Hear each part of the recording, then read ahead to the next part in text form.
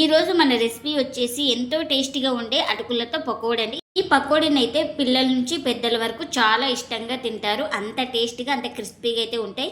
ఇంకెందుకు ఫ్రెండ్స్ ఆలస్యం, ఎలా చేయాలో ఏంటో అనేది వీడియోలోకి అయితే వెళ్ళిపోయి చూద్దామా మరి.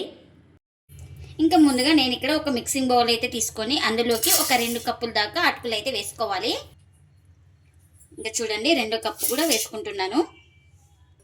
ఇంకా ఇప్పుడు ఇందులోకి వాటర్ అయితే వేసుకోవాలి. ఇంకా మనం వీటిని ఒక 2 సార్లు శుభ్రంగా వాష్ చేసుకోవాలి.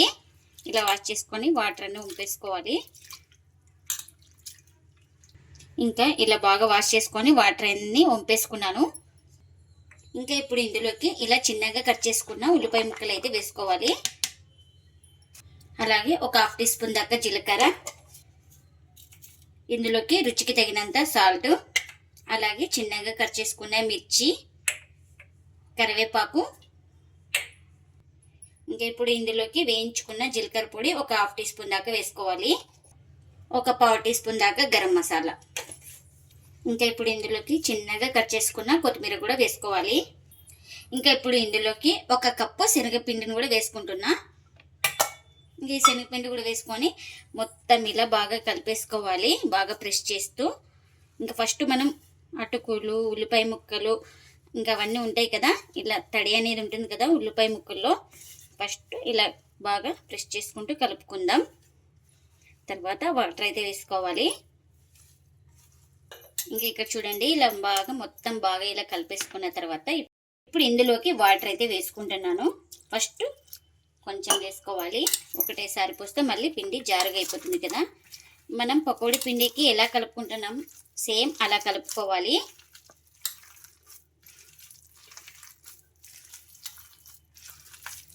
బాగా ఇలా ప్రెస్ చేస్తూ కలుపుకుంటే అన్నీ బాగా కలిసిపోతాయి.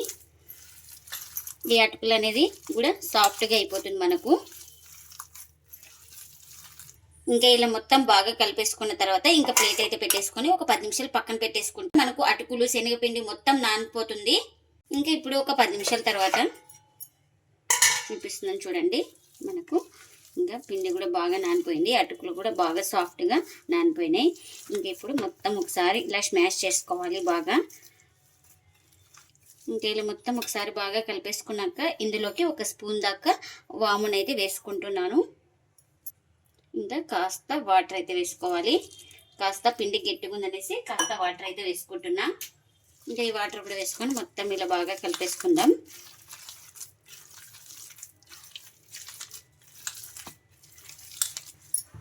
ఇంకా మనకు పిండి అయితే ఈ విధంగా ఉంటే చాలు. ఇక్కడ చూపిస్తున్నాను కదా వీడియోలో, ఈ విధంగా ఉంటే చాలు మనకు. ఇంకా నేను ఇక్కడ పకోడీ కాల్చుకోవడానికి ఆయిల్ కూడా పెట్టేసుకున్నాను. ఇంకా మనకు ఏ సైజ్ కావాలో ఆ సైజ్ అయితే పకోడీలు అయితే వేసుకోవాలి. నేను ఇక్కడ ఇలా చిన్న చిన్నగా వేసుకుంటున్నాను. ఇలా వేసుకుంటే చాలా టేస్టీగా అయితే ఉంటుంది, మనకు లోపల దాకా బాగా కాలుతుంది అనమాట. ఇంకా కడాయికి ఎన్ని పడితే అన్ని వేసుకోవాలి. ఇలా మొత్తం ఒక సైడ్ కాలిన తర్వాత అయితే మరో వైపు అయితే టర్న్ చేసుకోవాలి. ఇంకా ఇలా ఒక సైడ్ కాలిన తర్వాత ఇలా టర్న్ చేసుకోవాలి. ఇలా అటు ఇటు కలుపుతూ బాగా క్రిస్పీగా అయ్యే వరకు అయితే ఫ్రై చేసుకోవాలి.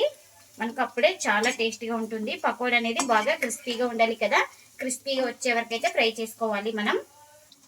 ఇంకా అటు ఇటు తిప్పుకుంటూ బాగా క్రిస్పీగా అయితే ఫ్రై చేసుకున్నాను. ఇంకా ఇవైతే రెడీ అయిపోయినాయి కదా. ఇంకా మనకు ఇవైతే రెడీ అయిపోయినాయి కదా, ఇంకా ప్లేట్లోకి అయితే తీసుకుంటున్నా. ఇంకా మిగిలిన పిండిని కూడా సేమ్ ఇలానే వేసుకోవాలి. ఇలా చిన్న చిన్నగా వేసుకుంటే చాలా టేస్టీగా ఉంటుంది.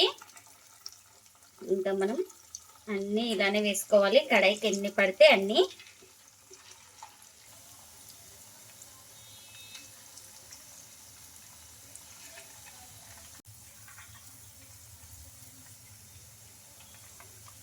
ఒక సైడ్ కాలిన తర్వాత అయితే మరోవైపుకి అయితే టర్న్ చేసుకోవాలి. ఇంకొక సైడ్ కాలిన తర్వాత ఇలా ఇంకొక వైపుకి అయితే అన్నీ ఇలా తిప్పేసుకోవాలి. ఇంకా వీటిని కూడా అటు ఇటు తిప్పుకుంటూ మంచిగా కలర్ వచ్చే వరకు అయితే కాల్చుకోవాలి.